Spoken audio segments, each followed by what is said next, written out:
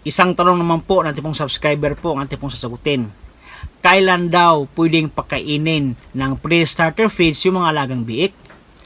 Ang pre-starter feeds po mga kaibigan, ito po yung feeds na ating pong ipinakain sa ating mga biik bago po tayo pupunta ng starter feeds. Based po sa aking karanasan po mga kaibigan dito po sa aking backyard farm, ako po ay nagsimulang nagpakain ng pre-starter feeds sa aking mga alagang biik na nasa 20 days habang dumilili pa lang sila sa mga inahing baboy.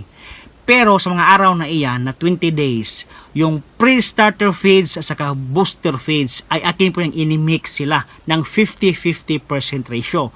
So, 50% na booster feeds at saka 50% na pre-starter feeds. Nang sa ganon, yung lasa at saka amoy ng pre-starter feeds ay hindi po maninibago yung ating mga biik. Kaya inihalo po natin yan sa booster feeds.